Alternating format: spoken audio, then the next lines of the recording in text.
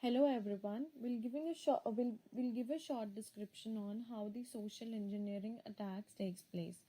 So, uh, an example for that is like go to the terminal and type sudo set toolkit. Otherwise, you can open it from the options here. That is the set toolkit. So here the social engineering toolkit. Now we're going to clone a website and we're going to give an example for that. So for that, as we are taking we are like showing the social engineering attacks, press 1 for that.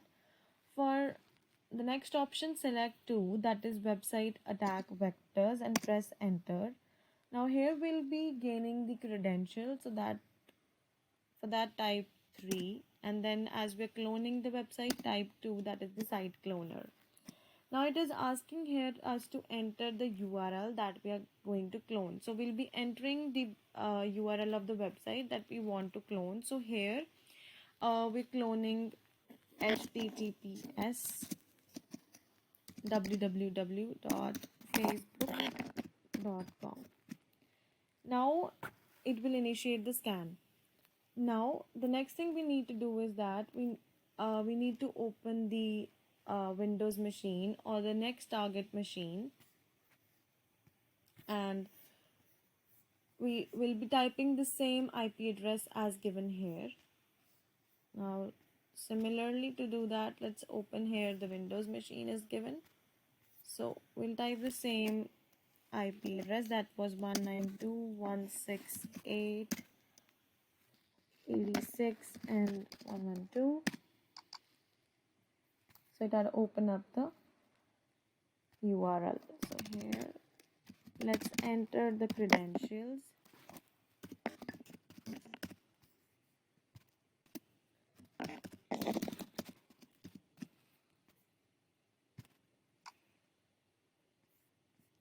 Now after that, let's go back to the Kali machine and we can see it has already retrieved the data. Here it had already retrieved about the credentials, the username and passwords. So this is how the attackers, they try to gain our credentials, and we can avoid these kind of social engineering attacks with the help of proper reconnaissance. Like, they can be mitigated easily if we do proper reconnaissance through the pen testing tools that we'll be describing further. Now our team will discuss about the penetration tools and the techniques that are used to gather the information and to identify the vulnerabilities. There are various active and passive information gathering tools that are used, but here we're going to discuss a few of them that we'll be using. So the first one is the host command. The host command is used for the DNS lookup operations. It tells us about the IP of a particular domain, and it also gives us information regarding the mail servers. Suppose we want to search the the IP address for this particular domain, hackthisSite.org. So here you can see it displays the IP address. Secondly, the other one is who is lookup.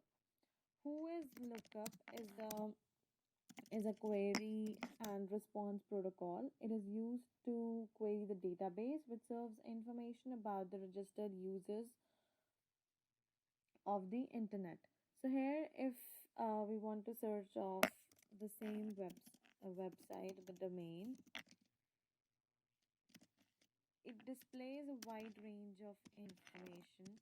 Like, you can see, it tells us about the name servers, the expiry date, the like when it was created, and the registered date, and so on.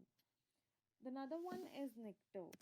The Nicto is a web server scanning tool, and it finds the or it performs the vulnerability assessment. It finds software misconfiguration. In order to initiate the scan with the help of Nicto, we'll be using the command nicto-h and the targeted domain.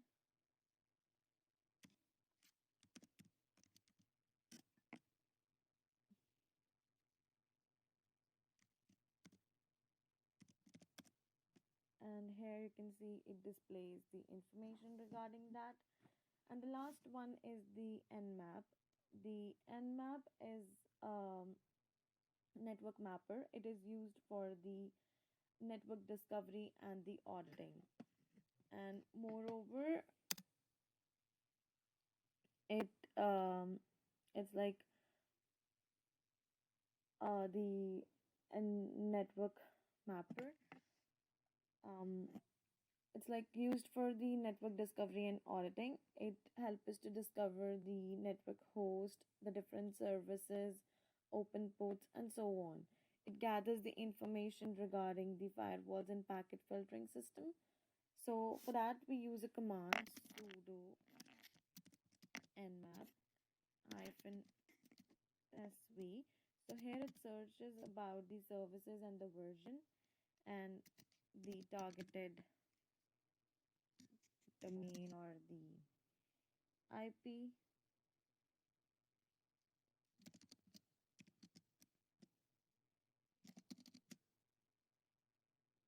Now here the scan has been started and it will shortly display the information regarding the scan, where we'll be able to find the open ports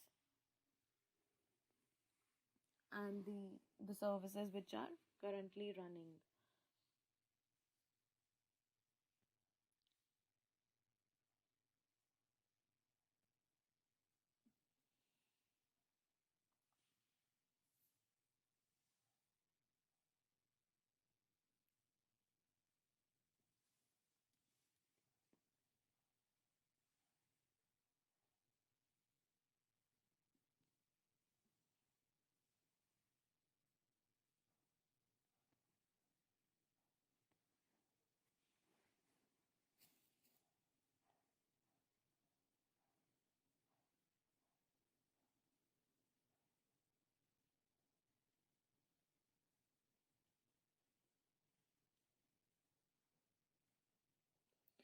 So here you can see it has displayed information regarding that.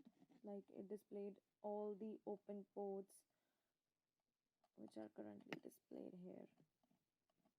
Moreover, we'll be discussing about the threat intelligence tool, that is TAXII, in order to find the flags. TAXII is a trusted automated exchange of intelligence information.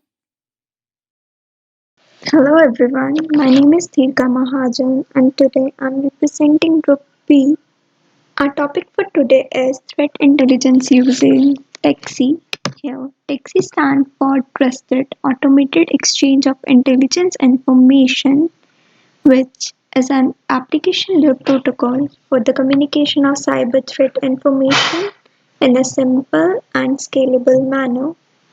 Here, it is used to exchange cyber threat intelligence over Hypertext Transfer Protocol.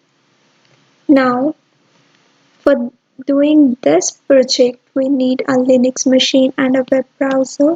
For this, I'm going to log in into my Kali account with the credentials and open the terminal to execute some of the commands.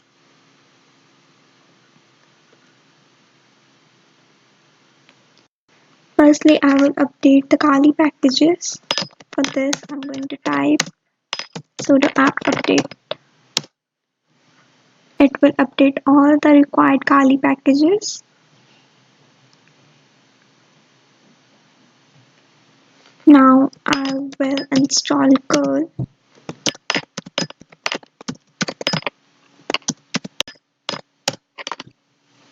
As I have already installed and have the newest version of curl, so it displays this message. Now I will copy this command from the document and execute in the terminal.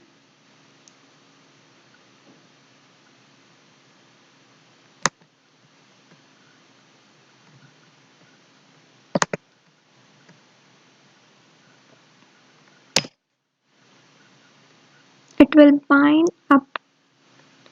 and post the request to our Burp Suite.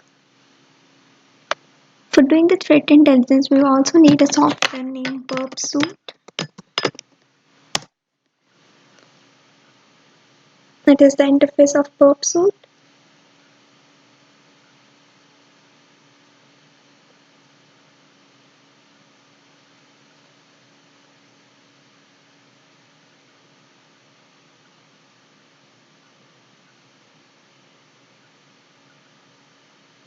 Now we'll run a new project and start burping.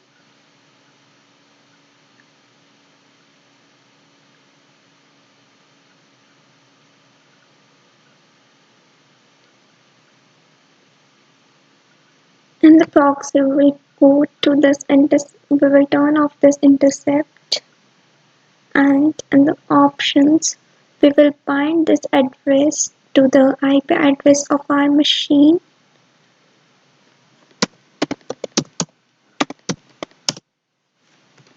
So this is the IP address of our machine.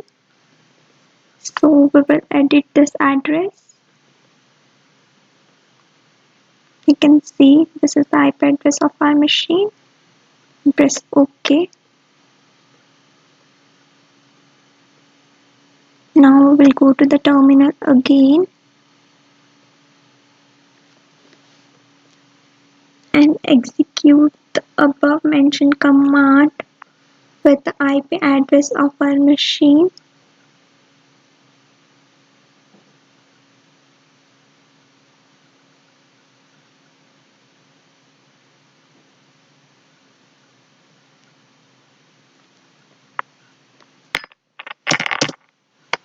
-x 10.0.182 and bind it to port 8080.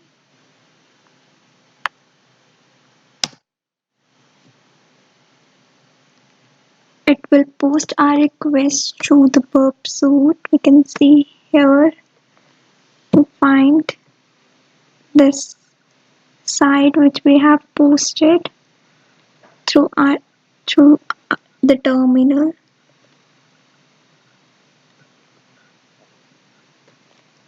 It will give the IP address of the site with the time and listener port. Now we will proceed with the other steps in the document.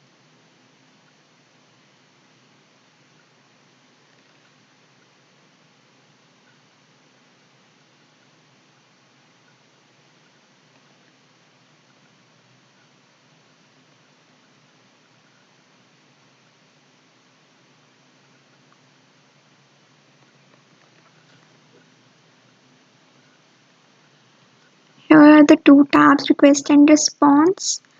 Here the service type discovery will show the feeds, all the available services. The collection management will see the data feeds that are available, and pool is required to request data from the feed. So we will go again back to the request section and send it to the repeater.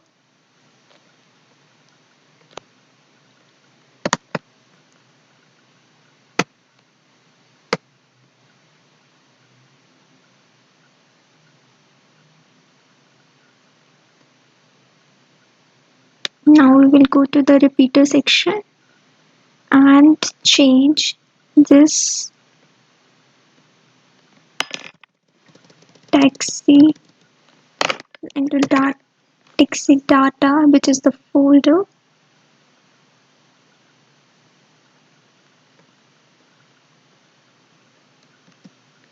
And discovery request to collection information request.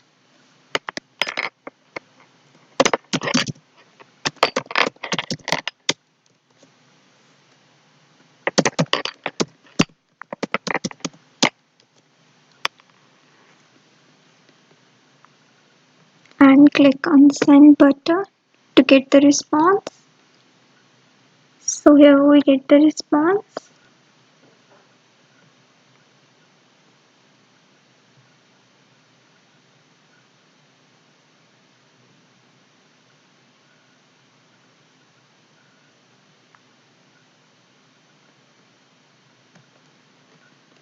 Here in the response section, we will see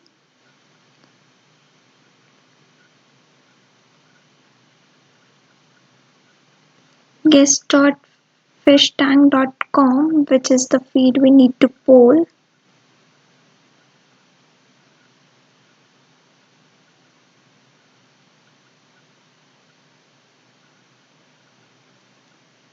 Again, we will go to the request tab and send it to the repeater.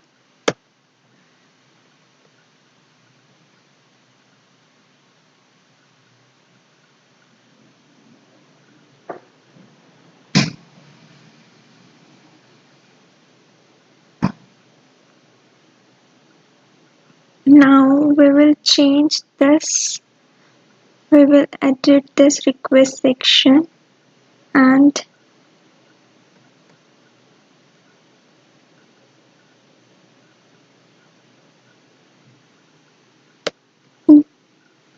we can say this is our second request, and we will put this code in the request section. We'll copy this and paste it here.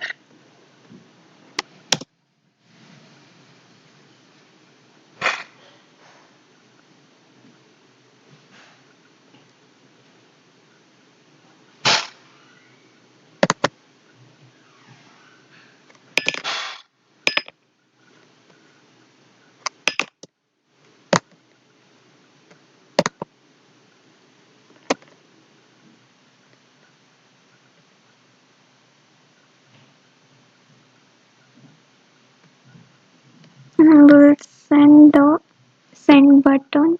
We'll press the send button to get the response. So we will get the response, and we need to find the flags as shown here. So the first flag we will get this is the phishtank.com with ID this and URL this, and this is the flag which is shown here in the picture.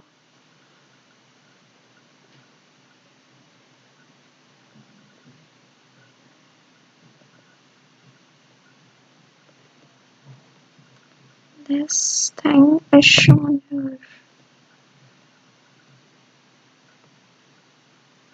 This smiles. We need to find 15 of these flags, 15 such flags, and the other malicious link we found. We will find the other malicious links. First, we have found here.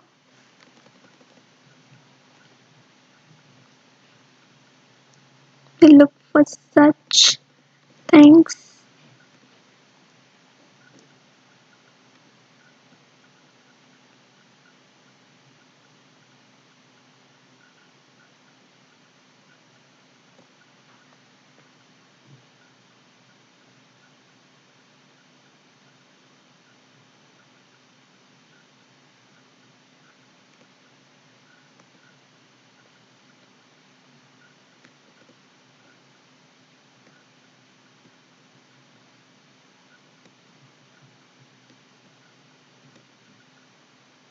Second is here. We can find it here. The phishtank.com ID with this URL, and this is the flag.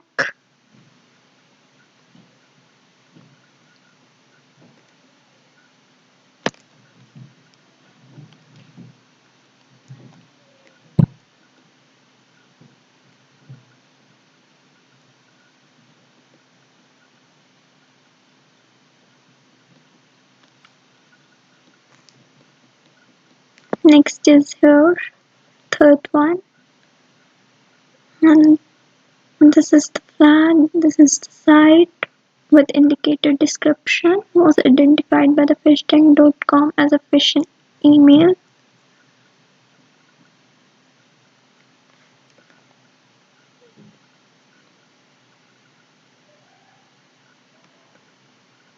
we need to find such more.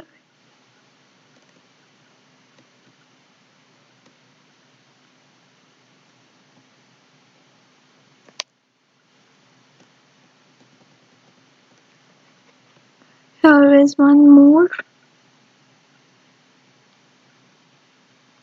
and this is the flag and site with indicator description.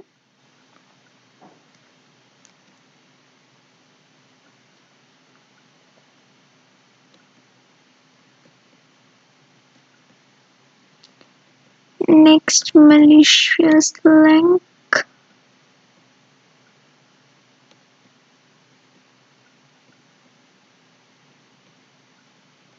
is here, and this is the indicator description which is identified by fishtank.com.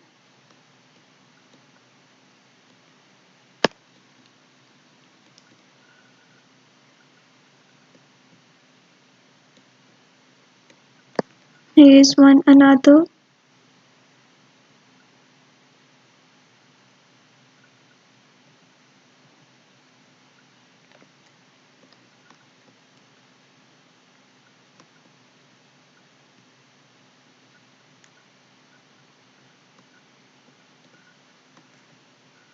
Here is one more.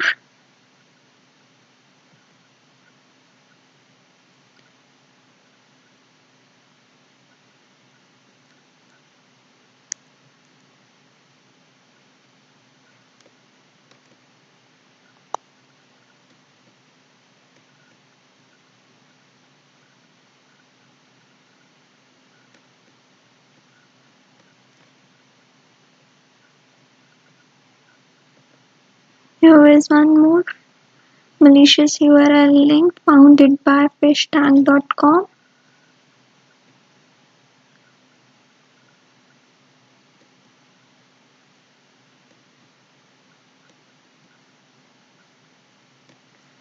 Another one found by fishtank.com is the URL asp.conb. Here is the flag.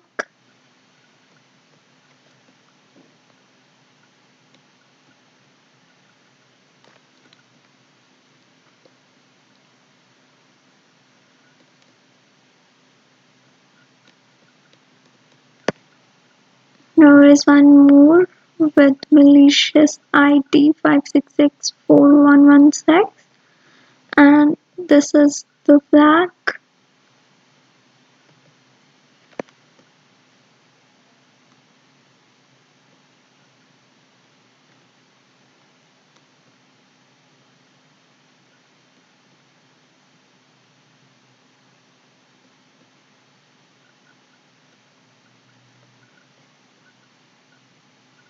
Another one is this with battle zone, and this is the flag which was identified by fishtank.com.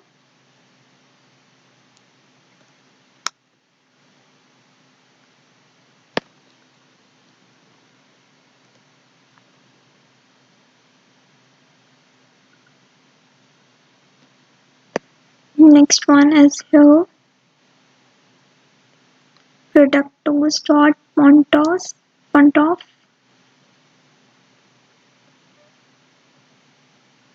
This is the flag.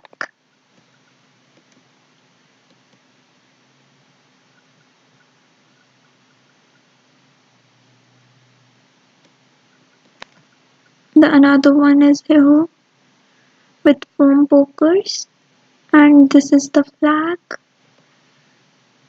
Such a big one flag.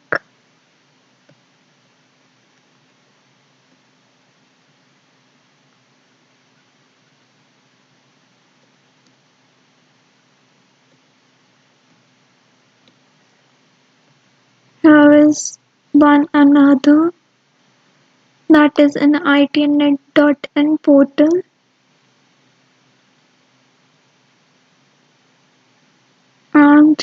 this is its flag.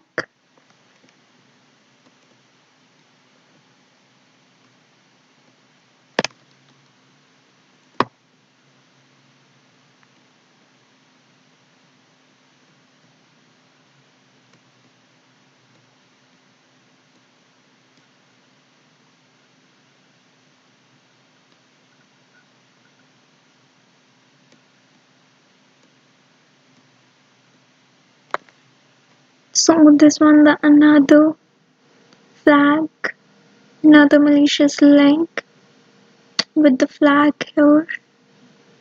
So there are many more in this code, but we just need to find just 15 or so this way we can find the threads in our website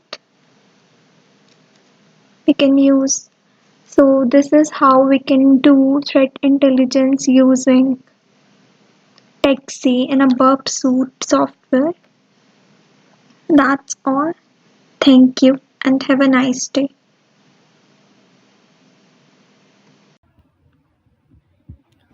Hello everyone. As we know, the problem of frauds and scam is increasing day by day. So in this video, I'm going to demonstrate some of the technical solutions that can help to tackle the issue of fraud and scam. So first one is the encryption technology. So encryption is a way to protect our personal information because it converts the plain text, that is the original message, to the cipher text. So for the demonstration, I'm going to work with the Crptool. So why we need to convert our simple text to the cipher text?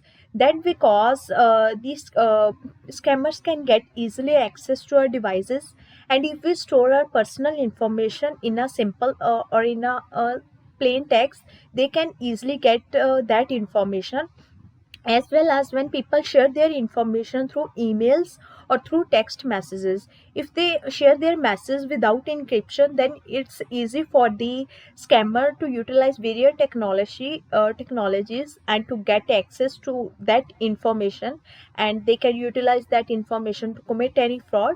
So if people use this technology, they can protect their information from the scammers. So how we can use this tool? So we are going to do encryption and decryption. So I'm going to work with modern encryption and decryption. So I'm going to select AES.